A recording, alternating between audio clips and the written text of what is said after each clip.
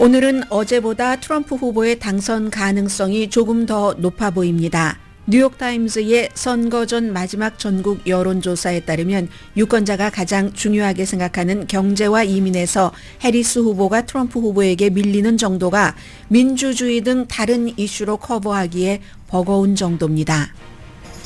그러나 경합주 오차 범위가 너무 작고 매체마다 분석의 차이가 커서 이 시간 현재 538은 트럼프와 해리스 당선 확률을 51대 49로 전했습니다. 이코노미스트는 트럼프 53대 해리스 47로 분석했습니다. 하버드 여론조사 결과 해리스 후보가 젊은이 사이에서는 트럼프 후보 지지율의 2배입니다.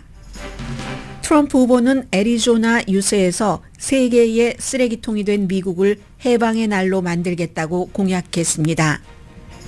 해리스 후보는 오바마 전 대통령 등의 지원을 받은 유세에서 트럼프가 당선되면 부자는 좋아도 보통 사람은 헬스케어 혜택 등이 크게 줄어들 것이라고 강조했습니다.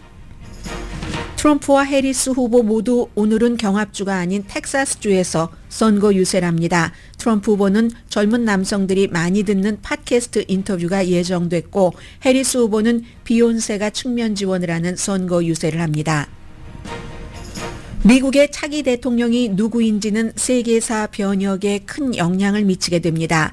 러시아, 북한, 이란, 중국의 손잡음이 미국과 한국뿐 아니라 세계에 어떤 끔찍한 영향을 주는지 현재 역사 변천사를 뉴욕타임스가 쉽게 설명했습니다. 러시아군을 돕기 위한 북한군은 블라디보스톡 인근 훈련지에서 우크라이나로 이동 중입니다. 일론 머스크가 푸틴 러시아 대통령과 정기적으로 비밀 접촉을 하고 있다고 월스트리트저널이 보도했습니다. 월스트리트저널에 따르면 일론 머스크는 대화에서 미국의 우크라이나 지원을 비난했고 자신이 소유한 X에서 러시아가 허위 정보로 트럼프 캠페인을 돕도록 허용하고 푸틴은 머스크에게 대만의 인터넷 서비스 스타링크를 허용하지 말라고 요청했습니다. 전부 대선과 연관이 있는 뉴스입니다. 베버리힐즈에서 부모를 살해한 혐의로 종신형 복역 중이던 메넨데스 형제가 풀려날 수도 있는 사건이 어제 오늘 미국의 탑뉴스입니다. 아버지에게 성학대를 당한 것과 LA 검사장 선거가 교차되는 사회 이슈입니다. 맥도널드에서 쿼터 파운더 햄버거를 먹고 이콜라이 바이러스로 아픈 사람이 맥도널드를 고소했습니다. 그 밖에 다른 패스트푸드 체인 스토어도 문제의 양파를 메뉴에서 뺐고 맥도널드는 아예 쿼터 파운더를 팔지 않습니다. 여러분 안녕하십니까? 오늘의 미국 강혜신입니다. 미국의 모든 뉴스는 신문, 방송 할 것 없이 이제 열 하루 남았습니다. 47대 대통령이 누가 될 것인가 하는 선거 날이요. 오늘 로스앤젤레스 타임스 보니까 올해 조기 투표가 3천만 명, 지금 현재는 3,200만 명도 넘습니다. 그런데 누구에게 이득일지 아직 알 수가 없다 이렇게 보도를 했는데 제가 요 며칠 펜실베니아를 많이 말씀을 드렸었죠. 그것도 아주 중요한 것을 제가 한 가지를 빠뜨렸습니다. 펜실베니아주에서 민주당이 조기 투표한 사람 전체적으로 100% 가운데 61%, 공화당이 30%, 그 밖에 9% 여기까지는 말씀을 계속 드렸는데 이게 조기 투표한 비율이 이렇게 많다. 그래서 뭐 민주당의 유리 이렇게 볼 수 없는 게 펜실베니아주에서 조기 투표를 신청한 비율과 투표한 비율이 거의 비슷합니다. 민주당이 2배 더 많이 신청을 했고요. 그러므로 조기 투표율도 역시 2배 더 많이 나왔습니다. 그러나 이것도 또 민주당이 꼭 민주당에게 투표를 했는지 공화당이 꼭 공화당에게 투표했는지 그래서 로스앤젤레스 타임스가 알 수 없다 이렇게 표현을 한 것이고요. 뉴욕타임스는 카멜라 해리스는 노동층 이 블루칼라 계층에서 백인 표를 찾고 있다. 여기에 이제 포커스를 뒀습니다. 워싱턴 포스트는 아직 열 하루 남았잖아요. 미국의 그 해리스 딥페이크를 뭐 러시아와 연관시킨 아무튼 러시아 같은 게 많이 개입이 된다는 이런 것으로 뭐 여기에 관련된 뉴스는 제가 9시 35분경에 전해드리겠습니다. 어제 뭐 테슬라 주식이 22% 정도 올랐죠. 장외 거래에서.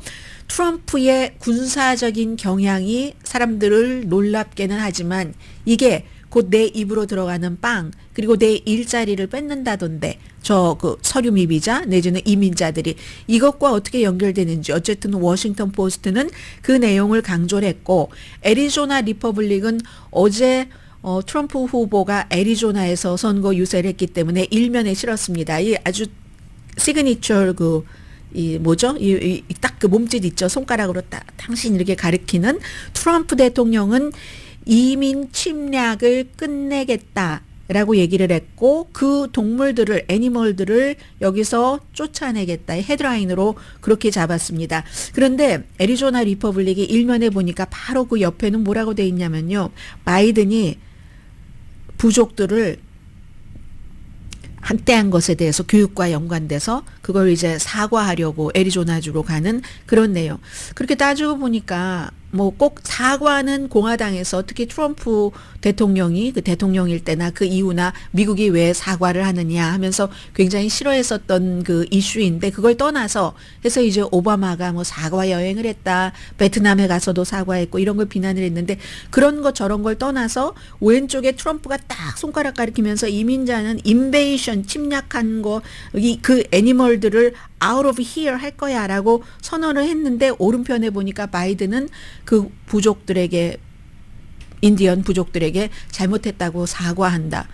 미국도 침략한 거잖아요. 뭐 이런 생각은 조금 들었습니다.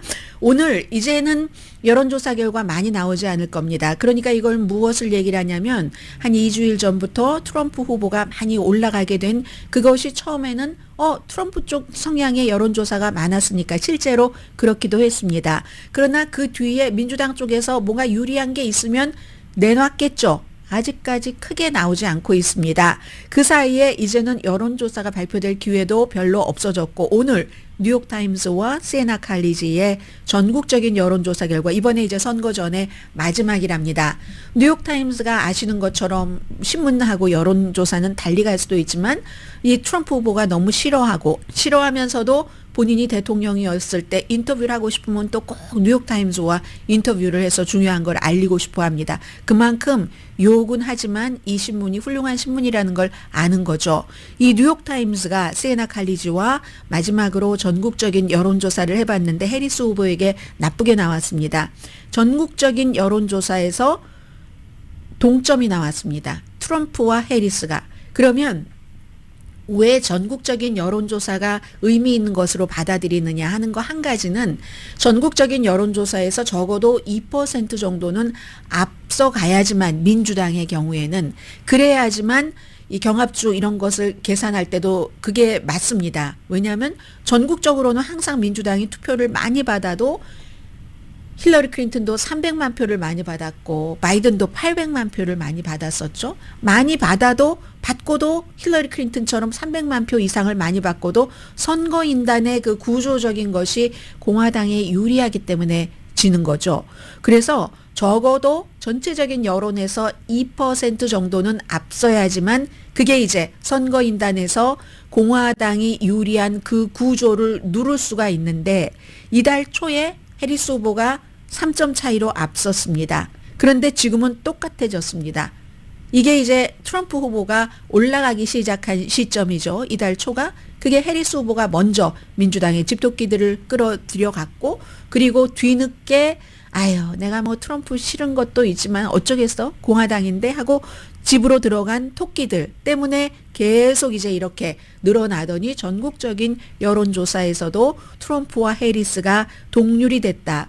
이 여론조사에서요, 뭐 해리스 후보에게 구태여 좋은 점을 찾자면 백인 유권자 사이에서 지지율이 상승했는데 히스패닉 유권자 사이에서는 하락을 했습니다. 결국은 항상 끝에 가면은 내 주머니, 경제를 많이 생각하게 되죠. 이번에서도 마찬가지입니다. 경제와 인플레이션을 합쳐서 봤습니다. 이 뉴욕타임스와 시에나 칼리지는 여기서 해리스 후보가 15.8%나 뒤지는 겁니다. 대신에 두 번째로 가장 많은 사람들이 관심이 있는 이슈 낙태에 대해서는 12.5%가 앞섭니다. 그런데 또 세 번째가 이민인데 여기서도 12.5% 트럼프 후보에게 뒤집니다. 그 다음 네 번째가 민주주의, 뭐 양극화 이런 걸 다 포함해서 민주주의에 대해서는 해리스 후보가 6.7% 앞서고 그 밖에 후보의 캐릭터, 성품 이런 여러 가지 뭐 개인적인 행동 같은 거에 대해서도 4.8% 앞서갑니다. 이런 정도만이 이제 큰 그런 이슈고 나머지는 뭐 다 뭐 0. 몇 %, 1% 정도 되거든요. 여기서 합쳐보면 적어도 10% 이상 뒤지게 됩니다. 경제와 이민 합친 것과 낙태와 민주주의 합친 것, 이 차이가 여기서 난다는 게 지금 그 뉴욕타임스의 이제 최종적인 마지막 전국 여론조사에서 나온 겁니다. 그런데요, 지금 경합주를 보면은 그 538 앞서 제가 말씀을 드렸죠. 불과 뭐 얼마 차이 나지 않습니다. 538에서 앞에 헤드라인으로 가면은 그럼에도 불구하고 트럼프가 이길 확률 100번 돌려보면 51번, 해리스 49번, 이코노미스트는 100번 돌려보면 트럼프 53번, 해리스가 47번 당선된다. 이건 전부 또 이제 경합주로 가보면은 나오는 건데, 경합주도 많은 매체가 다 마찬가지로 굉장히 약한데 또 매체마다 차이가 아주 크다는 걸 알 수가 있거든요. 그래서 분명한 것은 지금 트럼프의 확률이 아주 높다고 확실하게 되는 것은 조지아와 애리조나주에서 2% 이상 트럼프 후보가 앞서가고 있기 때문에, 나머지는 다 0. 몇 %이기 때문에 이게 이제 이렇게 나오는 것이긴 합니다만은 추세는 지금 이미 트럼프 쪽으로 경합주도 가고 있는 게 많은 것처럼 보입니다. 차이는 있지만 예를 들어서 파이낸셜 타임즈의 경우는 네바다, 펜실베니아, 위스콘신, 조지아, 노스캐롤라이나, 애리조나에서 다 트럼프가 앞서갑니다. 해리스가 앞서가는 곳은 위스콘신주 한 군데뿐입니다. 물론 트럼프도 조지아나 애리조나를 빼고는 뭐 다 0.3% 이 정도 앞서가지만 해리스도 미시건주 유일하게 0.5% 앞서갈 뿐입니다. 538에서도 여기서도 노스캐롤라이나, 조지아, 애리조나, 펜실베니아까지 트럼프가 앞서갑니다. 물론 펜실베니아에서는 0.1% 앞서가고 이 538은 파이낸셜 타임즈보다는 오히려 해리스에게 좀 좋게 나왔네요. 네바다, 위스콘신, 미시건에서는 해리스가 앞서갑니다. 이게 참 애매한 거예요. 그리고 이제 이 이코노미스트 같은 경우도 예를 들어서요, 미시건과 네바다에서만 해리스가 이길 확률이 트럼프보다 높습니다. 그 밖에 조지아, 애리조나, 노스캐롤라이나, 심지어 위스콘신, 펜실베니아에서도 트럼프가 이길 확률이 높은데 이게 퍼센티지로 따지면은 얼마 되지 않습니다. 그래서 이제 뭐 뚜껑을 열어봐야지 안다, 이 말이 맞는 것은 사실이지만 오늘 현재로는 어제보다는 이제 시간이 점점 좀 회복할 수 있는 시간이 없기 때문에 트럼프 후보의 당선 가능성이 오차 범위가 아무리 작다 할지라도 더 높아졌다, 이 말씀을 드리겠습니다. 트럼프 후보가 어제 애리조나 선거 유세에서요, 내가 당선되면 뭐 특별검사를 해고한다 이런 얘기도 했고, 그리고 직접 들어보시죠.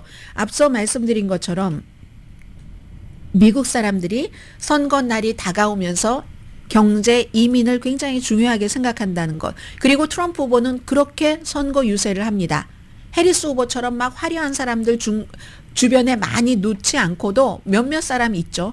그럼 몇몇 사람 뭐 터커 칼슨 이런 사람들 두고 팍스가 또 열심히 또 저녁에 방송을 해주니까 그렇게 두고 트럼프 후보가 얘기하는 것은 아주 너무나 분명합니다.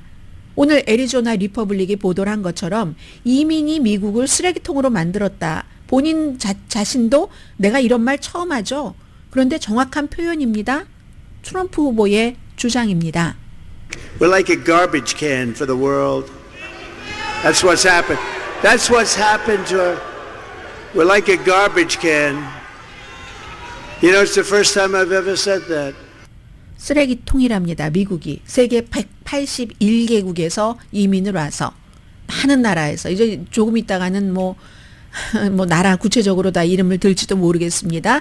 그리고는 그런데 지금 이게 정확한 표현이 맞는데 181개국에서 와서 그리고 그것도 전부 무슨 정신병자들, 죄수들 이런 사람들이 온다는 얘기를 하고 있습니다. 그런데 11월 5일이 그 쓰레기통, 세계의 쓰레기통인 미국이 해방되는 날. 미국은 지금 그 쓰레기 같은 인간들에 의해서 정복된 나라다. 그런데 11월 5일은 내가 해방시켜서 해방의 날이 된다. 트럼프 후보입니다. The United States is now an occupied country. November 5th, 2024 will be called Liberation Day in America. We're going to be liberated. 네, 해방할 것이다. 우리가 했을 때 엄청나게 이제 큰 박수 나왔고요. 동물들 다 이제 끌어내버리겠다고 했고, 미국인이나 미국 경관을 살해하면은 전부 사형시키겠다. Sanctuary City, 이민자들을 보호하는 그런 시들 어림없다. 나의 그 대통령직 아래에서는 이렇게 얘기를 했습니다. 해리스 후보는 어제 이제 조지아주에서 선거 유세를 했는데 브루스 스프링스틴이 한 14분 정도 연주를 했고요. 70살이 넘은 사람이 75세인가 그렇거든요.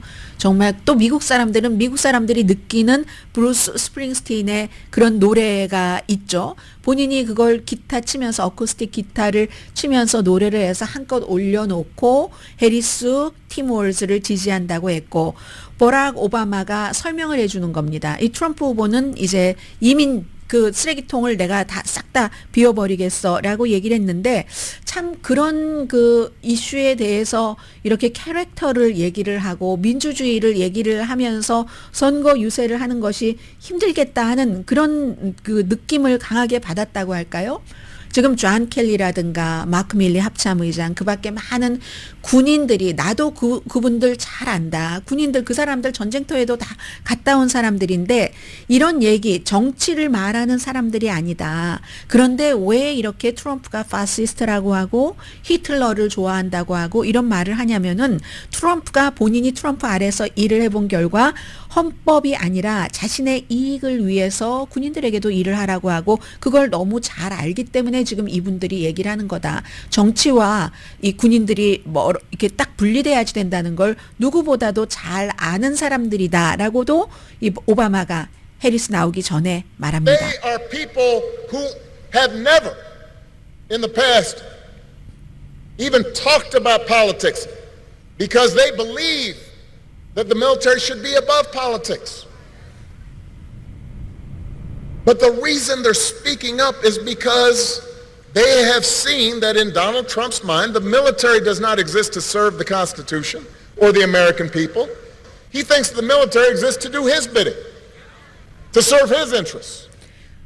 네, 그분들이 정치에 대해서 입은 말조차도 그 안 했었던 이유가 다 있는데, 지금은 그 트럼프 그 후보가 헌법에 충실하라는 게 아니라 미국인을 위해서 일하는 것도 아니고 나를 위해서 일하라고 하는 그런 사람인 걸 알기 때문에 재선돼서는 안 된다는 그런 얘기들을 지금 하고 있는 것이라고 얘기를 합니다. 히틀러에 대해서 이 트럼프 후보가 히틀러를 그 좋아한다는, 히틀러가 좋은 일을 그 많이 했다, 이런 얘기를 한 것에 대해서도 오바마가 경고를 했는데요. 그 점은 그 애틀란틱이 정말 자세하게 보도를 했는데, 그래서 존 켈리가 히틀러가 뭘 잘했다는 겁니까? 라고 물어보면은 뭐 경제를 잘했다고 얘기를 한대요. 그러면 이제 존 켈리가 이 사람한테 자세한 것을 설명을 해줘야 되겠다면 설명도 하면서 히틀러가 설령 경제를 어느 정도 부흥시켰다 할지라도 그의 목적은 그것을 가지고 어떻게 하려고 했다 하고 설명을 해도 설명을 잘 듣지 않는다, 이런 얘기가 있었는데, 오바마 전 대통령도 히틀러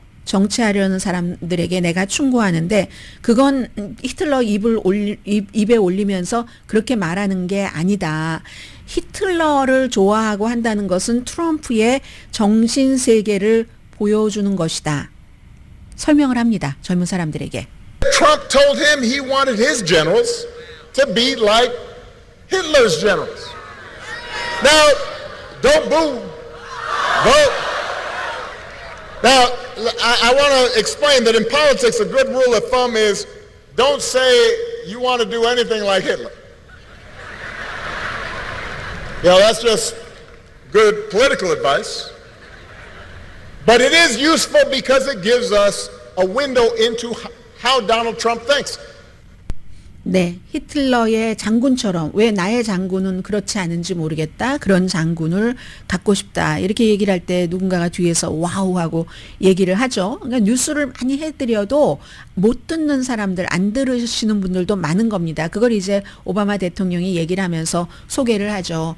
이 카멜라 해리스는 그런 사람이 아니라 정말로 강한 게 무엇인지를 알고 또 그의 생활이 뭐 중산층으로서 힘들게 아르바이트 맥도널드에서 일했던 거 맞다 이렇게 오바마가 얘기를 해줘요. 그럼 그 트럼프처럼 사진 찍기 위해서 맥도널드 간 게 아니라라고 얘기를 하던데 그래서 다른 많은 사람들에게 이해가 될 수 있고 옳은 일을 하고 또 미국을 더 좋은 나라로 만들 수 있는 카멜라 해리스를 소개합니다. 이렇게 아주 뭐 화려하고 힘차게 소개는 해줬습니다. 카멜라 해리스를. 오바마가 Who knows what real strength looks like? Who will set a good example and do the right thing and leave this country better than she found it? That is what this election is about. And that is why it is my honor to introduce my friend, the next president of the United States of America, Vice President Kamala Harris.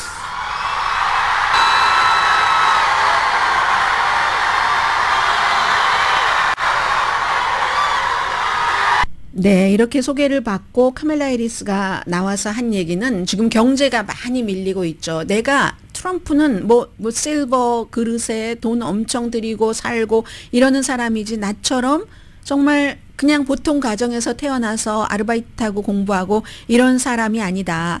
6번이나 파산을 한 사람이 좋은 사업가라고 얘기를 합니다. Managed to file for bankruptcy 6 times. He talks about being a good businessman. Come on. 마지막에는 여러분들 준비되셨습니까? 자유 그리고 기회의 미국. 굉장히 그 트럼프의 이민자들을 다 그냥 그 동물을 다 잡아내겠어 하는 것과 비교가 되는 거죠. 그럼 현실적으로 얼마나 이게 닿는지 모르겠습니다. 자유, 기회, 미국의 약속, 그걸 위해서 싸울 준비가 돼 있습니까? 그렇게 얘기를 하고 우리가 싸우면 하니까 we will win 이라고 우리가 이깁니다라고 이제 복창을 유세장에 나온 사람들이 했습니다. Do we believe in freedom? Do we believe in opportunity? Do we believe in the promise of America? And are we ready to fight for it? And when we fight, we win. God bless you and God bless the United States of America. 네, we win이라고 했지만 win 할 수 있을지 없을지 모르겠습니다. 많은 그 주변에 인물들이 있어도 오늘도 이제 비욘세와 같이 선거 유세를 하는데 트럼프 후보 혼자 하는 것이 트럼프의 그 지지층에는 굉장히 그 효율적이다 하는 것이 보였고 그리고 트럼프 후보는 10월 29일에 큰 임무를 얻게 됩니다. 트럼프 측에서는 스티브 배넌이라는 의회 모독죄로 4개월 수감을 하고 풀려나게 됩니다. 1월 6일 의사당 사건과 관련해서 그 사람이 워낙에 빅마우스고 그리고 이제 본인의 팟캐스트 같은 것도 하고 워룸 그런 사람이기 때문에 일주일을 또 29일 일주일은 아니네요. 며칠 동안 열심히 트럼프 후보 선거 유세를 할 겁니다. 아무리 노벨 경제학상 수상자들이 해리스 후보를 지지를 해도 뭐 누가 지지를 하고 누가 지지를 해도 지금 그 트럼프의 그 선동적인 그런 또 부정적인 그런 선거 유세와 해리스 후보의 이 같은 선거 유세 주변은 좋습니다. 이 해리스 후보의 주변이 아주 좋고 이제 10월 그래서 29일을 미셸 오바마를 그 투입을 하는 날인가 보네요. 미셸 오바마도 나오고 하겠습니다만은 기본적으로 좀 해리스 후보 자신과 트럼프 후보를 비교할 때 유세에서는 트럼프 후보가 훨씬 힘을 받고 있는 것으로 보이는 그런 그 오늘의 미국 선거 10하루 남은 날입니다.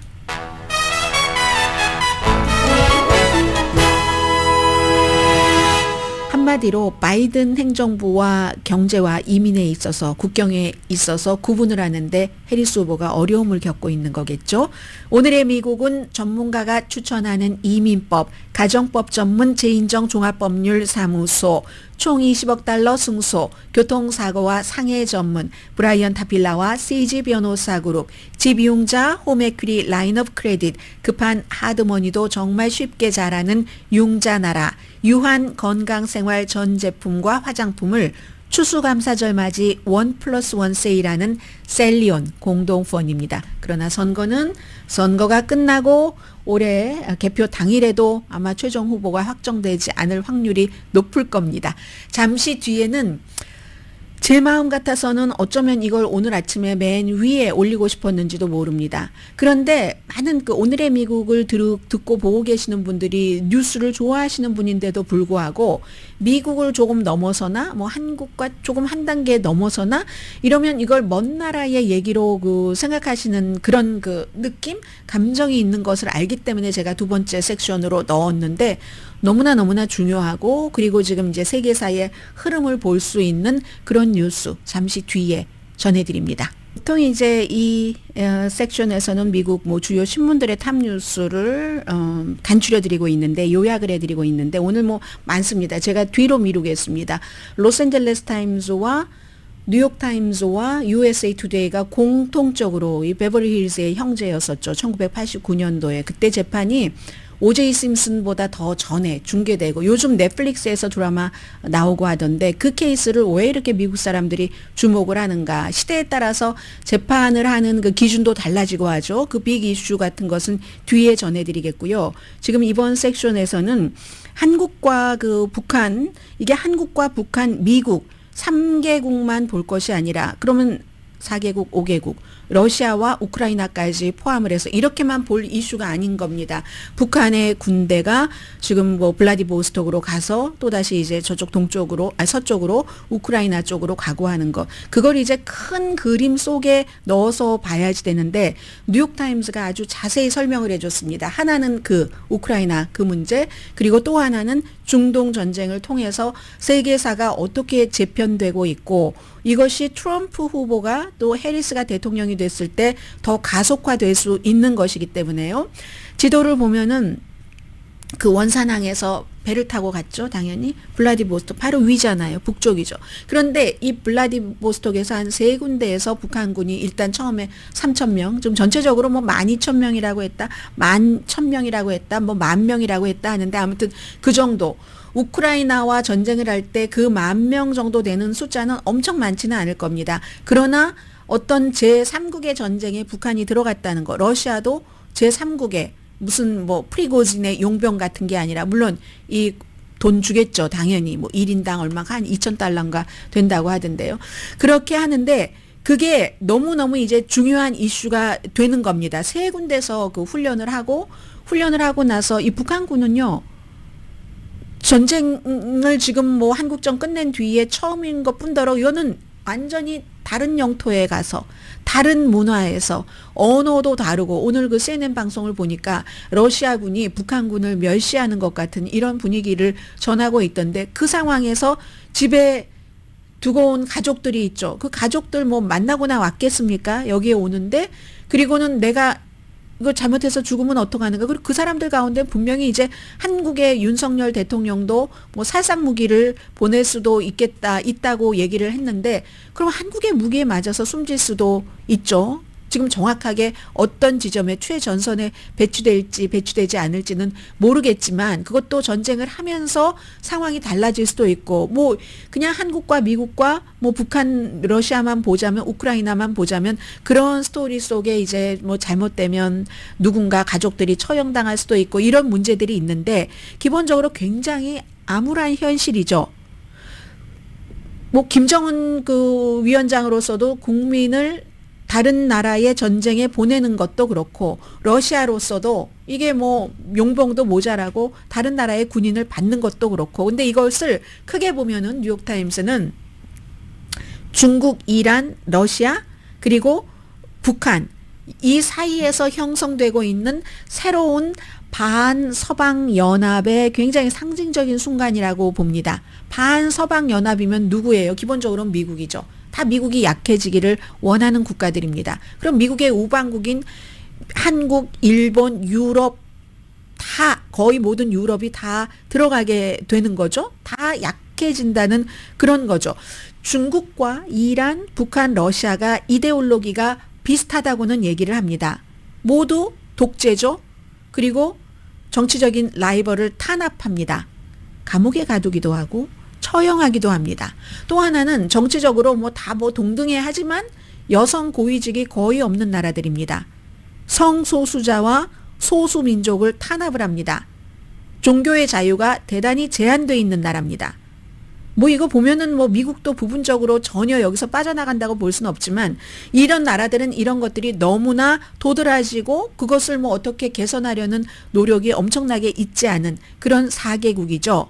그렇지만 이 4개국은 구소련 시대의 소련의 위성국이나 아니면 지금 나토 그 회원국들처럼 일관적인 그 이데올로기를, 일관적인 이념을 공유하고 있지는, 계속 공유하고 있지는 않는다고 얘기를 합니다. 이란만 하더라도 소수 그렇게 탄압하고 러시아도 러시아 정교가 있고 러시아의 기독교 다르잖아요. 그런 것들이 있는데 그렇다고 이란이랑 일치되지 않죠. 이란은 이슬람 신정 정치입니다. 중국과 러시아가 무슬림 소수 인종을 얼마나 압박합니까? 그러니까 이제 이런 국가들은 나토가 아니라 이 4개 국가는 굉장히 다이나믹한 복잡한 그 다이나믹성을 가지고 있는데 목표가 하나가 일치한다는 얘기죠. 그 하나는 미국과 동맹국을 약화시키는 겁니다. 미국과 동맹국을 약화시킨다는 게 좀 전에도 들어보셨지만 결국은 민주주의를 약화시킨다 하는 이런 얘기가 되는 거죠. 그럼 민주주의가 약화되면 누가 좋습니까? 중국이 좋고 러시아가 좋고, 중국과 러시아는 여기서 또 약간 떨어뜨려서 따로 좀 구분을 해서 볼 필요가 있기는 하지만, 그럼 중국은 태평양 지역에서 엄청난 지배력을 갖고, 그리고 또 트럼프 시대에 이제 하도 그 중국과의 그 첨예한 대립 이런 것들을 하면서 유럽에도 트럼프 그 후보가 관세를 많이 물리고 할 때, 그래 그럼 물건 싸게 중국에서 사지 하고 중국이 많이 또 유럽 쪽과 그 라인을 만들어 놨습니다. 사우디아라비아와도 또 라인을 만들어 놨습니다. 그래서 중국이 태평양에서 뿐만이 아니라 다른 지역에서도 어떤 영향력이 커질 그럴 가능성 이런 것들도 있죠. 러시아와 이란도 마찬가지입니다. 지역에서 미국의 힘이 약화되면 더 큰 영향력을 가질 수 있고, 그럼 이 4개 나라 중에서 북한은 뭐냐? 북한은 붕괴될 가능성이 줄어들겠죠. 미국이 약해짐으로 인해서, 한국이 약해짐으로 인해서. 그래서 카네기 국제평화재단이 내린 결론은 이 국가들이 공유하는 것은 미국이 주도하고 있는 세계 질서, 그러니까 자유주의적인 민주적인 그런 측면의 그 반감을 갖고 있다는 것, 그리고 미국이 우리를 위협해. 전부 중국도, 러시아도, 이란도, 북한도 그런 생각을 하고 있다는 겁니다. 그래서 중국, 러시아, 이란 또 북한이 합쳐져서 지금 2개의 전쟁을 치르고 있는데, 북한은 사실은 이 2개의 전쟁에 다 연관이 돼 있습니다. 앞서 말씀드린 우크라이나와 러시아의 전쟁에도. 그리고 지금 중동 전쟁을 보면은 중동도 이제 우크라이나 전쟁부터 정리를 하자면은 이게 유럽에서 지난 80년 만에 가장 큰 전쟁이죠. 독재 국가가 민주국가를, 우크라이나라는 민주국가를 침공을 해서 더 민주적이 되는 것을 막기 위해서, 여기서 이제 러시아가 이기면 큰일 나는 거죠. 이란 총알 들여보냈죠. 드론 들여보냈죠. 탄도미사일도 지원을 했습니다. 북한은 포탄 보내다가 이제는 군대까지 보냅니다. 중국은 러시아가 잘 싸울 수 있도록 기술도 주고, 그리고 오일도 사줬죠. 싼 값에 사줬습니다. 이렇게 해서 우크라이나 전쟁에서 4개국이 일을 했고, 중동에 대해서는 그 협력이 그다지 광범위하진 않지만 이란의 지원을 받는 하마스가 이스라엘을 공격했을 때, 그때 그 공격했을 때 북한 발사기를 썼습니다. 그리고 이제 북한은 양쪽에 다 간 거죠. 중동이나 우크라이나에. 그리고 중국과 러시아는 소셜 미디어를 통해서 특히 틱톡을 통해서 반유대주의 엄청 퍼뜨리고 친하마스적인 것 많이 확장을 했습니다. 확산을 시켰습니다. 최근에 미국과 러시아가 서로 이제 그 수감자를 교환을 했죠. 그때 아주 노토리어스한 러시아의 무기상이 2022년도에 풀려나서 후티 반군에게 무기를 팔고 있다는 이런 얘기도 있고요. 그리고 오늘 월스트리트저널이 두 가지 러시아와 관련된 기사를 썼는데 하나는 뒤에 일론 머스크와 연관된 거 전해드리겠고 또 하나는 후티 반군이 그 홍해에서 뭐 서구의 그 배를 공격할 때 러시아가 도왔답니다. 이건 결국은 전쟁뿐만이 아니라 땅 따먹기뿐만이 아니라 세계 무역 결국 나의 물건값에도 영향을 미치는 거죠. 전부 오일값이나 뭐나. 아무튼 이들 나라들은 중동에서 혼란이 있기를 원하는 겁니다. 하마스가 이스라엘을 공격한 것 지금은 뭐 이스라엘 뭐 벤자민 네탄야후가 너무해 그런데 네탄야후가 지금 성공하고 있네 이런 거에만 신경 쓰지만 하마스가 왜 이스라엘을 공격을 했지 생각을 해보면 미국을 약화시키기 위해서 그런 거죠. 사우디아라비아와 이스라엘이 뭐 좀 이렇게 뭐 손을 잡고 뭔가를 하면은 미국의 동맹국들이니까 두 나라가 다 이제 그쪽에서 미국의 힘이 강해지고 지역 안정을 위해서 미국은 또 이스라엘을 지원하는 것이기도 하고요. 그런 것들 때문에 아주 혼란을 일으키고 싶어 하는 겁니다. 이 두 나라 사이에 성공했죠. 결국은 사우디아라비아와 이스라엘 어떻게 손 좀 잡아보려고 하고 에브라함 어콜드가 뭐 이렇고 저렇고 하다가 아무리 그래도 사우디아라비아도 이스라엘과 같은 민주주의 국가가 아니라 아랍을 지지하는 그런 아랍 그 국민들의 정서가 있기 때문에 그렇죠. 그래서 이런 혼란이 중국과 러시아에 아주 그 기분 좋은 결과를 가져다 줬습니다. 그러면 해리스와 트럼프가 대통령이 된다고 할 때 어떻게 되는가? 지금요 중국에 대해서는 좀 다르게 봐야지 된다고 말씀을 드렸던 것이 중국도요 글로벌적인 혼란이 어느 정도는 혼란이 있기를 원하지만 미국을 누르기 위해서는 미국이 약해지는 걸 원하지만 완전히 혼란스러운 것을 원치는 않습니다. 중국은 너무 많이 경제가 발달을 해서 수출이 많으니까 세계가 어느 정도 안정돼야지만 중국의 베네핏이 됩니다. 경제적으로 중국은 글로벌 시스템에서 빛납니다. 그렇기 때문에 과거에 서방 세계에서 중국을 뭐 세계 무역기구에도 가입시키게 하고 그래서 중국의 이상한 민주주의에 반대되는 그런 것들을 조금 희석시키려고 했었던 거죠. 그런데 아무튼 그래서 중국 경제가 글로벌 시스템에서 빛나니까 중국을 완전히 무찌를 수는 없는 거죠. 세계에서. 또 중국에서 물건도 많이 사고 해야지 되니까 중국을 또 완전히 고립시키면은 안 되는 중국을 적절하게 이렇게 이쪽에서 이렇게 활용을 하면서 세 나라야 이란, 러시아, 북한이야 뭉치더라도 중국을 잘 또 활용을 해야지 되는 이런 문제가 있는데 미국 대선 결과에 따라서 또 달라질 수도 있고 이란은요 해리스가 되는 걸 원합니다. 트럼프 후보가 워낙에 이란에 적대적이기 때문에 그런데 나머지 세 개 국가는 다 트럼프가 되기를 원합니다. 중국도 그렇고 러시아도 그렇고 북한도 마찬가지죠.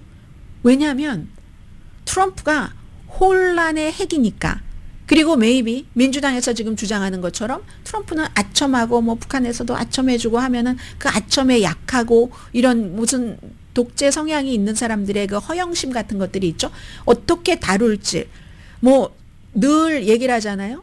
이 트럼프 후보가 김정은 영리하다. 시진핑도 영리하고 또 무슨 어떤 때는 블라디미르 푸틴에게는 천재라고도 얘기를 합니다. 지니어스하다. 이렇게까지 얘기하는데 그런 사람들이 트럼프는 이렇게 다루면 되겠어 하고 트럼프를 다룰 수 있고 트럼프 자체가 혼란의 핵이니까 미국 안에서 막 대통령이 되면은 이것저것 혼란스럽게 해서 미국을 어차피 약화시킬 것이니까 본인들이 러시아도 그 예전에 그 러시아를 구소련을 꿈꾸면서 중국도 우리가 이제는 좀 세계를 제패를 해야 되잖아. 이런 야망에 도움이 된다고 보는 거죠.